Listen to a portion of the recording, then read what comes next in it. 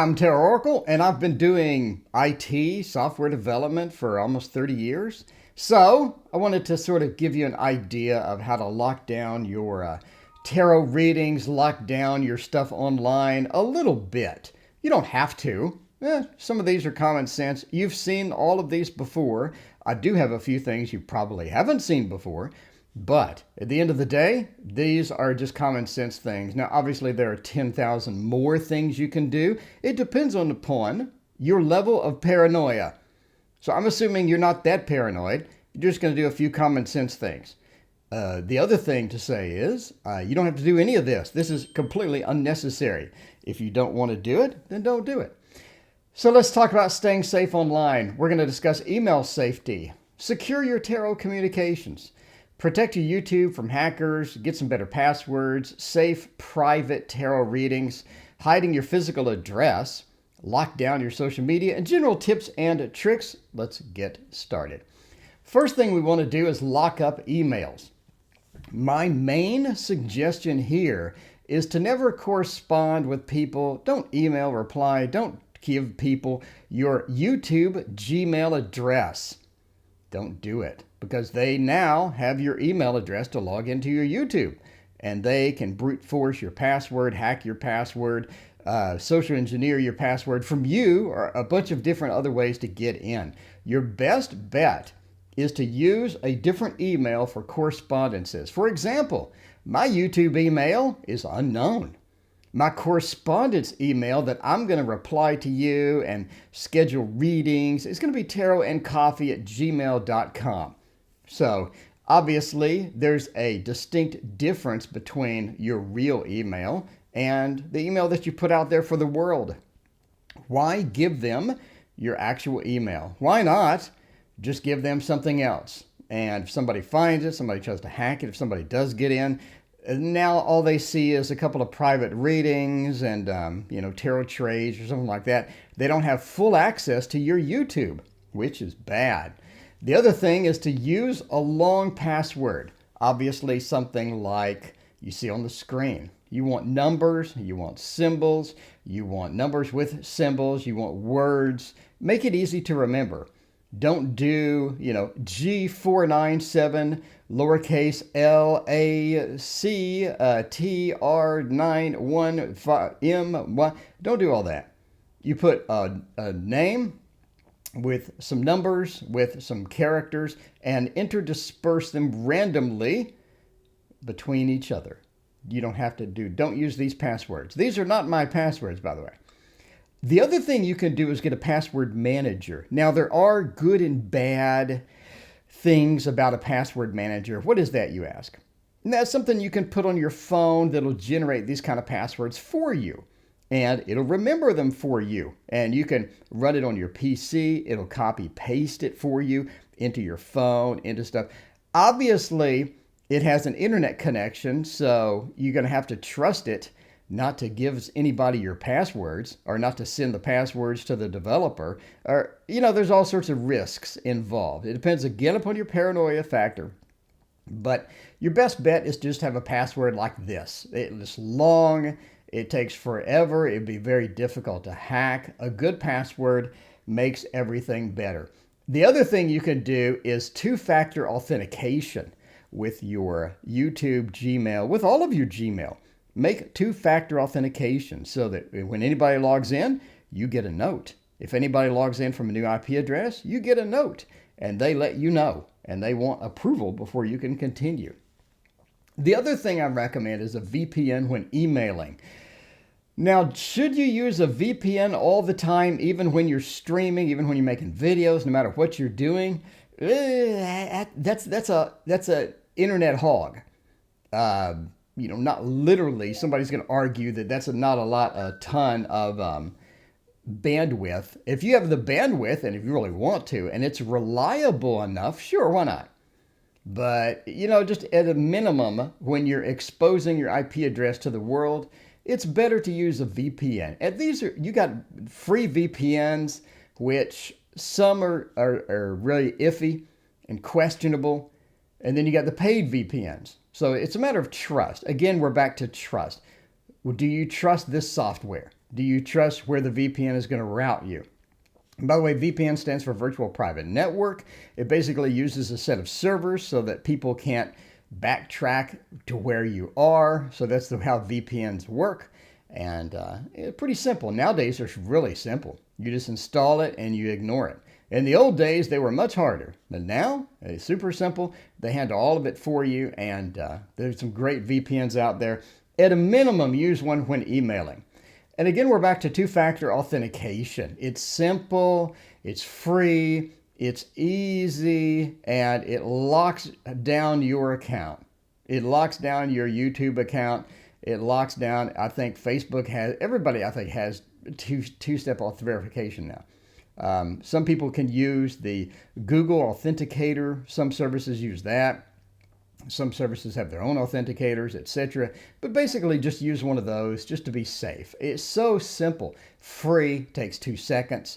Very, very simple.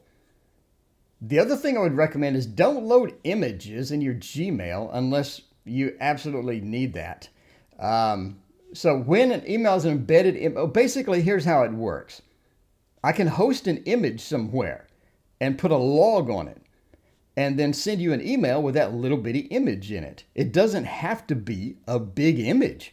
It can be a one little pixel, little dot at the corner of your screen that you will never see. And now that you read the email and that image loads, I know that you read my email. And yes, the image is loading your machine as you're visiting the web page, so your IP will show up in their server logs that is monitoring the email, etc. So again, you want to be careful. I don't load images. Again, it's how paranoid are you? I don't load images. I'm probably about 10% more paranoid than you are. So there you go. But just turn off automatic image loading inside of Gmail if you want to take that extra little step.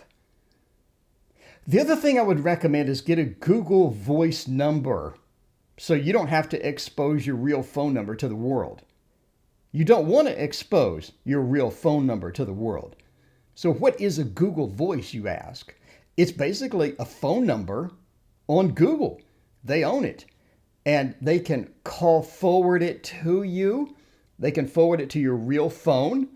You can have it answer on your computer or your phone. Or you can just answer the call on your phone using the Google Voice app. You can place outgoing calls for free, and you can call them, and they have your Google Voice number. Now, Google Voice number, you can have as many as you want, I think. No, what made up 5 to 10. I don't know if they always change it. But anyway, you can have a bunch of these. If I know that I'm going to get spam, then I use the Google Voice number. I'll just make one. When I say spam, okay, let's say I'm calling a realtor. If you've ever called a realtor or a roofing company, they'll never stop calling you. And it's much better to give them a Google Voice number. So when you're ready to get rid of them, or when you're done the business with them and you don't want to hear from them anymore, you can just turn that Google Voice number off. And if they sell it to a spam company who's going to dial you every day for the rest of your life, you can just turn it off. It's so simple. It's so simple. You just disable it. You just release the phone number for somebody else who's going to get all the spam calls. It's so simple, and it works great. And I use that for private readings. I use that for correspondences. Somebody needs my phone number. I use my Google Voice phone number. And that way I never expose my real phone number to the world. It's so simple, and it's free. Again, forward to your real phone. You can make calls to clients. So somebody says, call me for a tarot reading. You can make a call to them. You can also screen your calls. So you can actually have the Google Voice automated system screen the call. So if it's not a human being, then they're not going to press the required numbers to get through. So it never rings through. So it's great for spam and automated robot calls. You have spam filters. So if you don't like somebody, you can block them on the service. And it's free. The other thing you want to do is lock down your website. Basically a WHOIS privacy or a domain name registrar privacy. So what that means is if you have a site called I'mAGreatTarotReader.com, and I can go look up who owns that site. And if you filled in your real address, I know your real address now, which is not good. So get domain privacy. It's a couple of bucks extra when you're registering your website. You can do it after you register your website. That's fine too. And basically, it will hide your personal information from the world. Obviously, there's ways around this depending upon how persistent the person is, but it's a nice little couple of dollars, service that this is super convenient, and it gives you a little bit more anonymity. So overall, it's a good couple of bucks investment to lock down your website using WHOIS privacy, basically. The other thing you want to do is to hide your physical address. Now, that's used to be pretty convenient because you just go get a P.O. box from the post office. It's like $5-10 a month max. You know what I mean? It's really cheap. It's simple. You just grab your stuff from the box. If there's a big package, they'll give you a little key, and the key will go to this big box down here and all this stuff. And you want some privacy on your real address, don't you? I mean, I'm doing a tarot trade with you, right? I've got this deck, you've got that deck. Let's trade. Okay, here's my address. Well, now I have your address. And now maybe somebody hacks my email and finds your address and posts it everywhere. Maybe somebody, maybe they get mad at you because they didn't like the deck that you sent them and they post your address to the world just to be mean. You don't want that. You want to hide your address. P.O. Box is a simple way to do it. Now, a lot of places don't allow P.O. Box. You can't register your business through a P.O. box. You can't do a Kickstarter with a P.O. box. A lot of people don't like that. So we got two more options for you. One is a strip mall mailbox, and another is an RV mail service. Let's look at those. Strip mall mailboxes come in all shapes and sizes. Sometimes they're called mailboxes, etc., which actually I think went out of business. There's 100 of these, right? Basically, it's a little place in a strip mall usually, and the UPS store is a great one, and they'll have a box that you can rent. It's going to be more expensive to get this here than a P.O. box. Normally it's like $20 a month, $25 a month, whatever. And you can get a small one, a medium one, a really big one. Just get a small one, and they'll take your packages too. So if you got porch pirate problems, you can just put your box here and it'll protect it from porch pirates. Now, how's this different from a P.O. box? It's a physical address. It looks like a house number or something. It's a physical address. So you can register your business, you can register your Kickstarter, you can register all your good stuff with this. And it looks like an address. It looks like an apartment address. Basically, it's like, Suite 310 at 555 Hankins Drive, or whatever. It looks like an apartment, basically, is what it looks like. So that's a good way to hide your addresses to get this. Again, it's going to be twice as expensive as a P.O. box. But the good news is that they'll take your packages and they'll do all this stuff. It's kind of a minimal hand holding on this because they'll just dump your mail into that little box. Other thing you can do, this is extreme, but you can do it, is an RV mail service. So what's that? If you like traveling the world, if you're in this RV, you're going all over the world, you're going to all of the Yellowstone National Park, this national park, that national park, and you're just traveling the world, what happens to your mail? When you get back 5 months later, your mailbox is going to be quite full. So to avoid this, you have RV mail services. These are people that you send your mail to, or you put them as your mailing address. And they'll give you the white glove, beautiful deluxe treatment. It not only is it a personal mailbox, and they'll forward it to wherever you want to be forwarded, which UPS store I don't think does. They'll open it up and give you a picture of it. They'll scan it in. So if you got a court document you've been waiting for, they'll scan it in and email you the pictures. So this is a deluxe treatment here. They'll sort it however you need sorted it. They'll send it to your relative in Chattanooga. Again, they'll scan it. They'll let you know what's in there. They'll call you or email you when you get something. This is a deluxe treatment. Obviously, it's a bit overkill, but the option is there if you want it.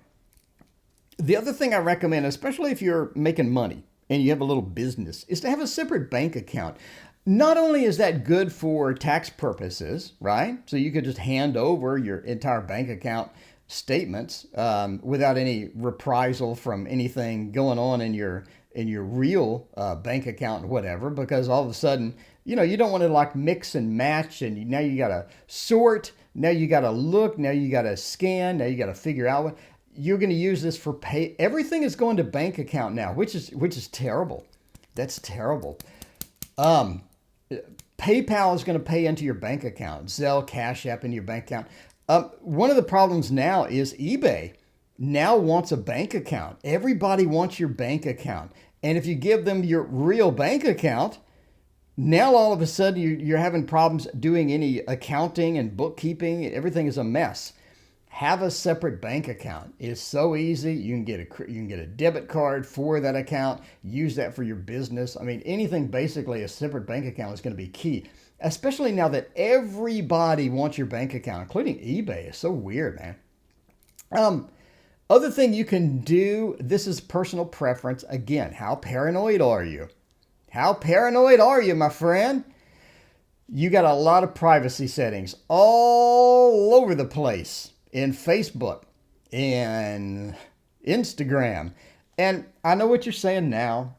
How much privacy can you expect with a Google speaker, an Amazon speaker listening to everything you say, with half these apps spying on everything that you do? How much privacy can you really expect? I know that's going to be in the comments. But if you want to put your privacy settings on maximum or tweak them a little bit, that's up to you. If you want to post your whole life out there, that's up to you too. I'm just saying, it may not be just the best, it may not be a bad idea. And the last one is going to be the most obvious one. Everybody's going to say, make sure your antivirus software is up to date. Don't let it get a year behind. Don't think, I don't need that crap. Don't click on unknown links. Master of the obvious here. Somebody sends you a link, don't click on it. Scan your computer. Keep your AV updates regular. If somebody has an email attachment, don't click it. Don't give out your personal info over phones and emails to people you don't know. Thank you for watching. Please hit like and subscribe. We'll see you next time.